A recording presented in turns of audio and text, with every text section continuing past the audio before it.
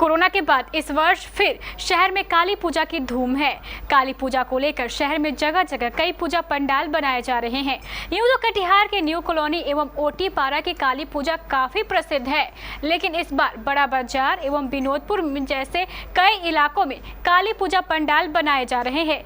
आइए चलते हैं हमारे संवाददाता करण कुमार के साथ और करते हैं पंडालों का निरीक्षण।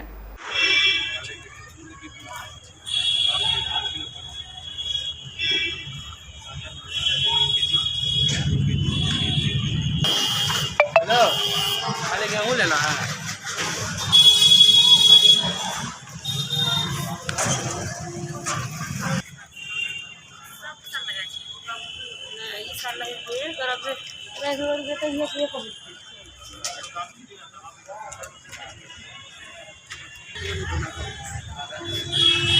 जो दिया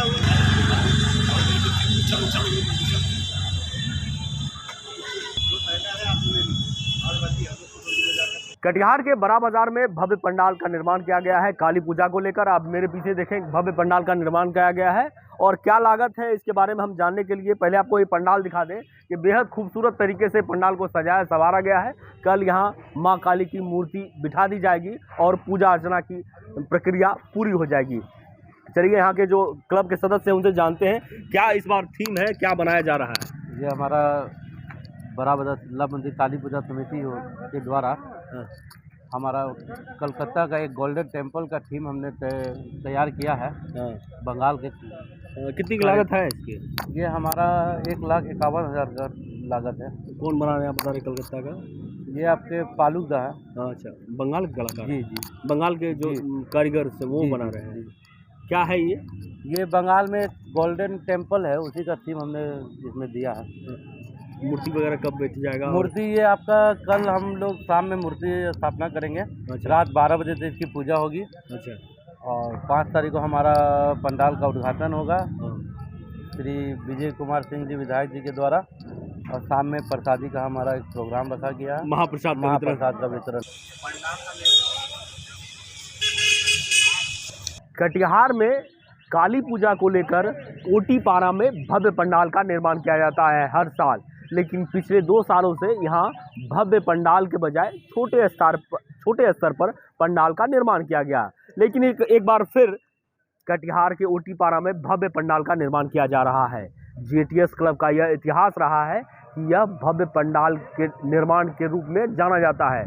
कटिहार जिले के तमाम कोने से यहाँ लोग आते हैं और इस भव्य पंडाल का दर्शन करते हैं। भव्य मूर्ति भी बिठाई जाती है जिसका लोग जो श्रद्धालु हैं वो दर्शन करते हैं।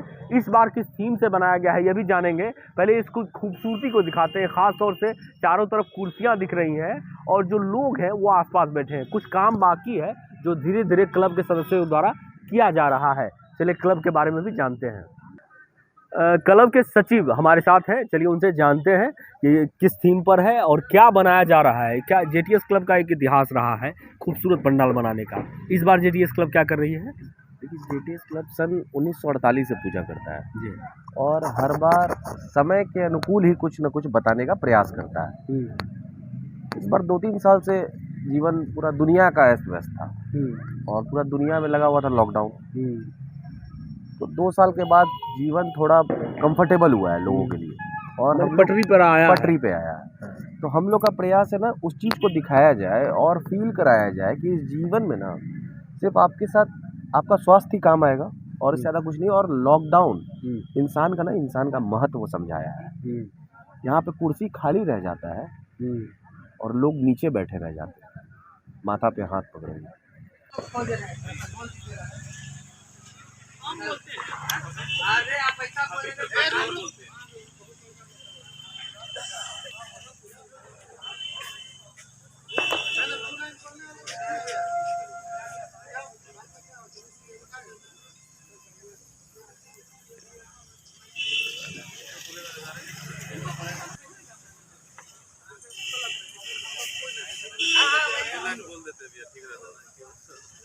लाइक करो, फॉलो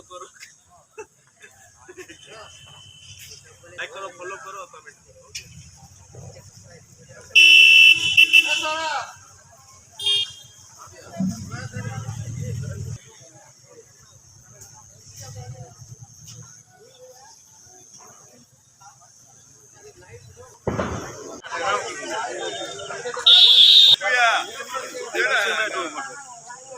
दुकान नहीं खोलने देंगे अभी हम 3 दिन 4 दिन तक नहीं है आया ना तनका उठा के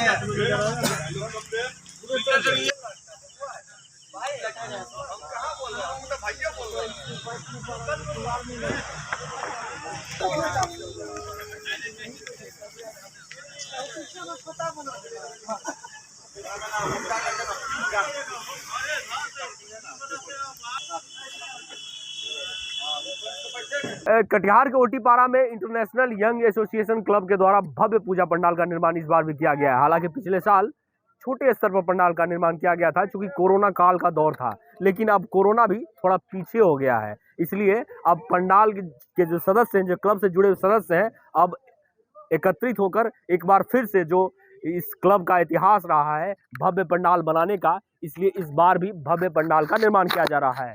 देख के प्रारूप यही लग रहा है कि एक मंदिर का निर्माण किया जा रहा है।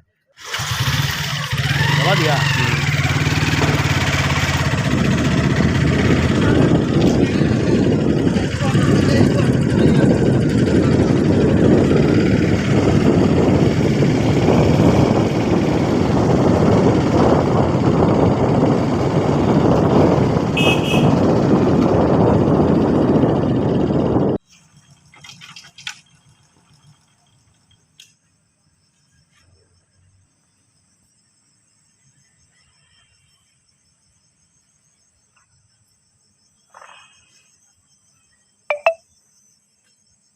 सेंट्रल कॉलोनी काली पूजा समिति द्वारा इस बार भी भव्य पंडाल का निर्माण किया गया है। बेहद खूबसूरत तरीके से सजाया गया है, संवारा गया है। लाइट की व्यवस्था भी बेहद खूबसूरत तरीके से किया गया है।